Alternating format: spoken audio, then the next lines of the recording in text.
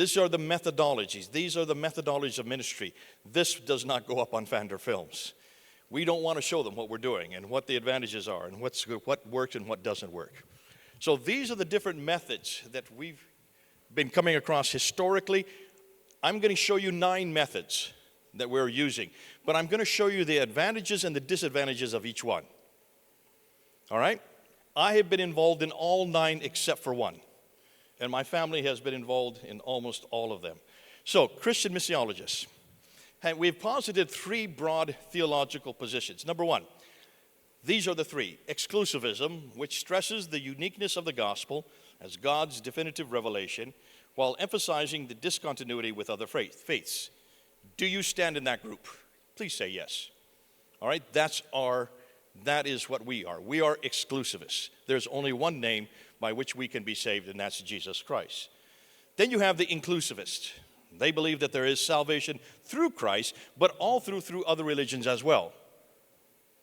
And then the third one would be pluralism. All religions are equally imperfect human attempts to seek after God, yet they all lead equally to God. So what method would you use with all 3? Well, exclusivism, most of the material that we use, most of the methods we use are debate, dialogue, and I was going to say probably all the 9 that we're going to talk about tonight. With the inclusivism, you would only use irenics and dialogue. And then with pluralism, you would use no method, because what's the purpose of doing any? Why are you even out there? Why are you even talking about to any other faith if they're all equal in terms of getting to God? Note, the majority of Christians and Muslims, as well as the Orthodox positions, are all exclusivists. So with this in mind, how can or have we engaged with each other? Now, Christians say this: Christ is the only way. The problem is we live in a global village. We live in a multi-faith society, especially here in Canada, a multicultural society, and an inclusive society. Thus, to be exclusive would be offensive, and it is offensive, and you're hearing that, and you're hearing that from a lot of your neighbors, especially here in Canada, are you not? It's offensive to say there is only one way. Many people say that Jesus, he was a great teacher, he was a prophet, he was a leader, he was a reformer. Perhaps one way to God. Thus, according to the world, we're arrogant because we're saying that this is the only way to God. More than that, we're intolerant, narrow-minded in suggesting that he is the only way. The Christian exclusive view is politically incorrect. It is even offensive. So, most now would say that all faiths must be the same. We must emphasize our commonalities. And that's what you're finding all over the Western world right now. We're finding it in Europe. We're finding it especially in England. I hear you're finding it here in Canada. It's starting to come to the United States as well. That we must emphasize our commonalities. We are same or similar spiritual dimensions. We have the same moral codes. We have the same authority for peace. And that is the narrative that you're hearing in our churches. That's the narrative you're hearing in our Bible schools. That's the narrative you're hearing in a lot of our seminaries. Yet there are differences. There's no way that we can walk away from them. If you look at secularism, if you look at Christianity, Islam, Judaism, Hinduism, Buddhism, and animisms, and all the animisms in that group, we have different views on the nature of God. We have different views on the nature of man, on sin, on salvation, and the world, especially Islam and Christianity. We can't get away from it. There are these differences. There are absolutely too many of these differences. And so, therefore, they cannot all be right. Perhaps all contain aspects of the truth, yes. But if one is true in the absolute sense, and I'm talking about sin and salvation because that's what we're coming to, how do we get saved from sin? In the context of sin and salvation and what happens in the afterlife, if one is true, then it follows logically that none of the others can also be true. In the context of sin and salvation and the afterlife, it's one or none. So believing this, how should we go about persuading others that Christ is the only way for eternal salvation? Now, when we're talking about Muslim missiological methodologies, Christians and Muslims for the last 1,400 years have been in conflict with each other. We have been in conflict with theologically speaking. If you have any doubt, just look at all the debates that happen. Notice no debates happen in the 7th century between Islam and Christianity. Isn't that interesting?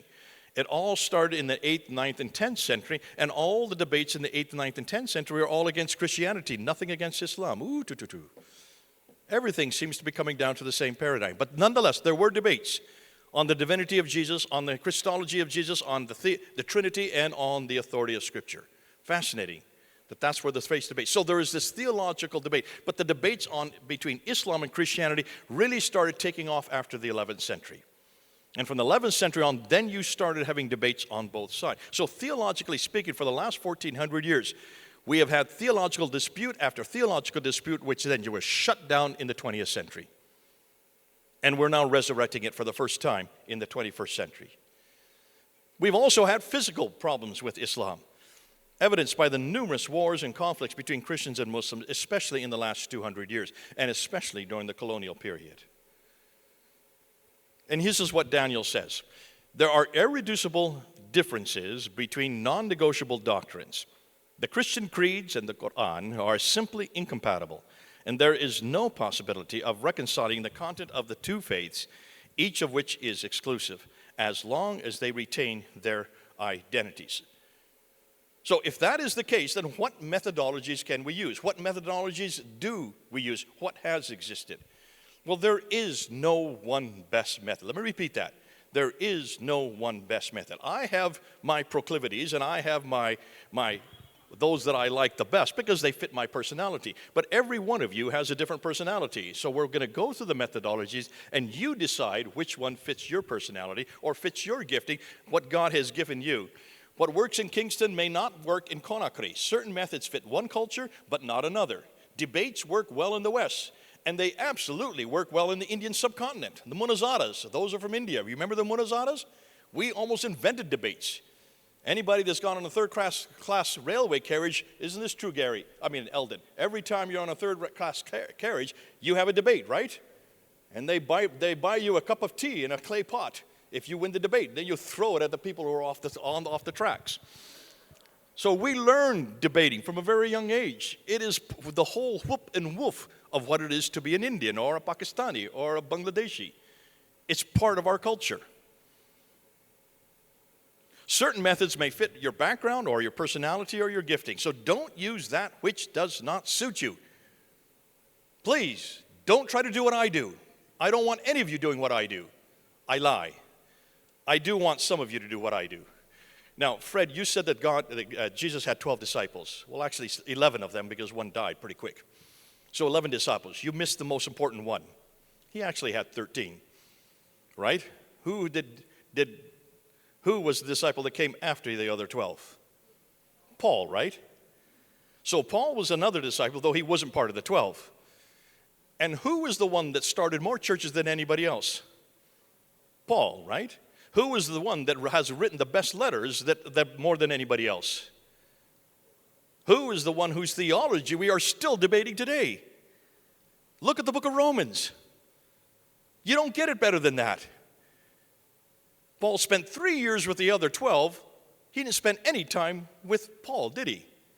3 months in the desert. But look at what Paul produced. Now, where are our Pauls? So 13, right? So let's say 12, because Judas didn't really do much after he died. You really don't do much after you die. So obviously 12 was really all he had. So every 12th one was a Paul. Now you're saying, I asked Stephen, how many people are in this room? He said about 80 of you. So every 12th one of you needs to start debating and start doing polemics. So 1, 2, 3, 4, 5, 6, you.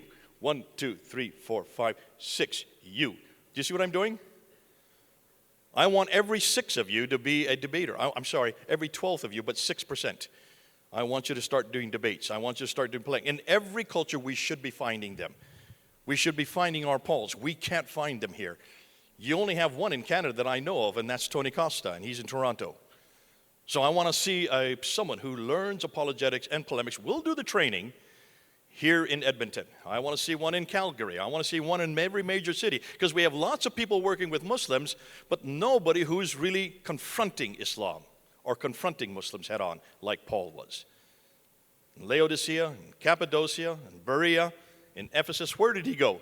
Everywhere he went, in every city, he went right into the synagogues, uninvited, no relationship whatsoever with the people that he engaged with, and he confronted the Pharisees with what they had done to the Messiah. Where are those people that can do that today? Well, I know where they are. And the best people to do that today are the people from that culture. Am I correct? Paul was from that culture. But where are the people from that culture who are doing it? Where are the MBBs that are debating Muslims? Show me one. I'll show you three.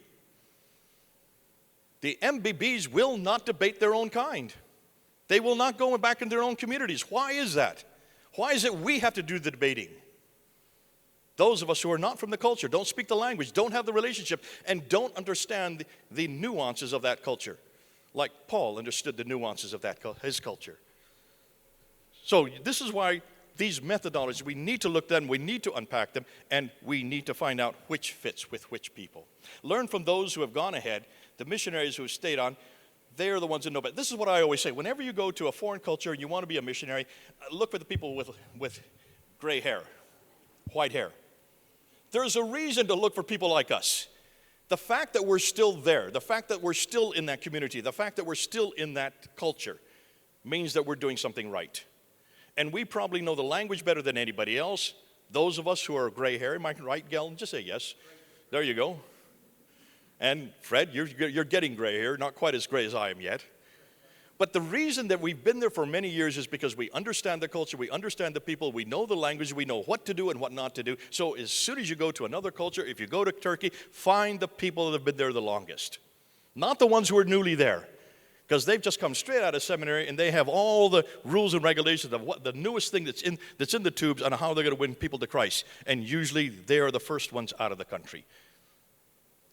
Go to the people that can stick it to this, the people who have gray hair. I'm being biased, obviously you can see. There are a few classical models which we can learn from and employ. Let's review the 9 primary models. So what are they? Programs, proclamation, tent making, irenics, contextualization, camel method, insider movement, dialogue, and debate. What I'm going to do is go through these major models. Now, there are other ones, but these are the major classical models that we have used in Islamic work for the last 200 to 300 years. And let's start with programs. This is getting territorial gain. Now, what do I mean by that? Programs are those programs that were usually started during the colonial era when the colonies needed help to erect schools, erect hospitals, and erect orphanages. And so what happened was missionaries went to these colonial, every one of these colonies, and the different colonial governments would give them places or give them people to work amongst to build these hospitals, to build these schools, and to create these orphanages. And this has been the classical model that's been done all over the colonial world. So, Eldon, in India, you notice the best hospitals in India are all missionary hospitals. The best schools were all missionary schools, were they not? And this is repeated all over Asia. It's repeated all over Africa. Almost every African country I go to, it's the schools and certainly the hospitals that are still there today that were started by the missionaries. Orphanages, not so much anymore, but certainly in the past, they were the 3 major models. Huge advantages. First of all, they provide a need to the society, and the colonial governments were more than happy to let the missionaries take over and build those hospitals because they are expensive, and to also build the schools and build the orphanages. They're non-threatening. They usually are more permanent. Great legacy. They're still there today. They could provide education and employment for Christians. And the gospel should be preached within the context of the program. I remember I did a debate at the Oxford Union back in the 1900s, and I debated Benazir Bhutto. Benazir Bhutto used to be the Prime Minister of Pakistan, and she wanted to debate me on, is Islam relevant for the 20th century? So we did this debate together, and whenever you go to the Oxford Union, you have 4 students are given to you, 4 students were given to her. And then so we have 2 weeks with them, and we train them up on how to do their debate, because none of these guys and gals know what they're debating. They're not there to debate. They're part of the debating chamber. She was given the number 1 in the world, who won the world championship, was on her team. She was given number 2, and number 4, and number 6. I was given number 3, number 5, and number 7. The top 7 places that year in the world championship were all won by Oxford. And we had the cream of the crop. These guys and gals were amazing. And then Benazir and I were the last 2. So she debated, and she stood there, and she says, listen, you're asking if Islam is relevant for the 20th century. Just look at me. Look at my picture. When she was at Oxford, she was head of the debating society there. So her picture is on the wall. She says, look at me. Don't I look relevant? I walk like you, I talk like you, I drink like you, everything I do. I live here in London. Of course I'm relevant. If I'm relevant, Islam is relevant. Came my turn. Now, she took about half an hour to say all that. Came my turn. I said, you know, Bibi, that's her nickname. I said, Bibi, I'm so glad you walk and talk like me. I'm so glad you eat like me. You can eat pork like I can eat pork. Drink like me. You can drink wine like I can drink wine. Really? I want you to get on the radio tonight to Pakistan, and I want you to tell the people in Pakistan that they can now drink wine and they can now eat pork because you are telling them, as the arbiter of Islam, that they are now permitted to do so. I said, you will not do that, because that is not Islam. You can create your own society, you can create your own religion. Call it Buddhism, but that's not Islam. Islam does not let you eat pork or drink wine. And she smiled, and she realized that's true. She could not model Islam on who she was, just like we can't do that on Christianity. Thank God. I don't want Christianity to be modeled by us. There's only one person we modeled Christianity on. So there are huge advantages, but there are problems with these programs. Oh, I forgot to tell you. Why did I even tell you that story?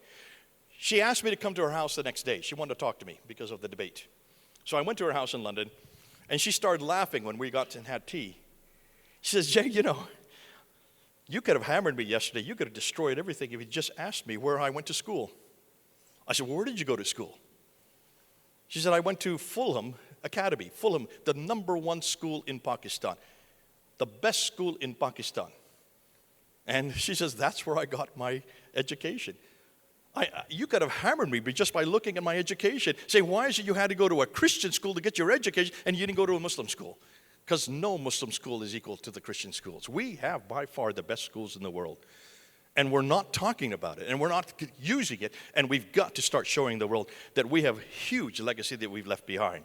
But there are problems. There are problems. First and foremost, they're expensive. It's expensive to create a hospital. It's expensive to build a hospital. It's even more expensive to provide all the doctors and nurses and all that you need to run a hospital. And what tends to happen, and this is what they found in South India, that many of the hospitals in South India, the first generation that became Christians through the work of the hospital by having chapels and whatnot, they then were educated and they immediately came back and employed by that hospital. And then everybody that came afterwards were their cousins, aunts, uncles, and brothers and sisters. They would only employ their own people because they didn't want anybody else to be employed by them, because if that were the case, all the best jobs would then have to be seeded out to other people who were being evangelized. So no evangelism was used. Within one generation, they stopped all the evangelism. And that's where the word rice Christians came from. Have you heard that term? Donald McGavran, he created that term in 1950s to basically identify what was happening in India. And it was happening in schools, it was happening in hospitals, and especially in orphanages. And that's why they had to really shut down a lot of these because of the rice Christians that these programs were created. They tend to become very utilitarian, and they almost all become secular within at least 2 to 3 generations. So that today, even the great schools all over India and Pakistan, and same way in Africa, they are now mostly taken over by the government, and they have become secularized. It's happened also here in Canada, and it's also happened in the United States. Our best schools, Harvard, Princeton, Yale, they were all Christian schools to begin with, but no longer. And of course, then the orphanages can be abused by local people. You've heard case after case where people just dump their babies there and disappear, and those babies then are brought in, and they're housed, they're fed, they're clothed, they're educated, and then by the time they get to 18 years age and they have the best education in the world, the family shows up and then grabs them and says, these belong to us. Have you heard this? Over and over in India, this is a real problem. They had to finally shut down the orphanages, became such a racket when they realized how the orphanages were being used. So there are some problems. But the legacy we've left behind because of those programs. Number 2 is proclamation, going into the world and preaching the gospel. Now, what do I mean by proclamation? Well, proclamation is proclaiming Christ and the gospel publicly by speaking or preaching. And that we do everywhere. Open airs, public meetings. These are, you can see some of the ones, this is what we did at Speaker's Corner for 25 years. I was there proclaiming every day. There I'm doing debates. We do these impromptu debates where we would go for 5 minutes. He would go for 5 minutes. I'd go for 5 minutes, back and forth, back and forth. All you need is a timekeeper and 2 ladders. I would go for 3 hours. He would go for about 15 minutes, the Muslims. They would run out of material after 15 minutes. That's how much good material we have. But we found that these are the ways you learn.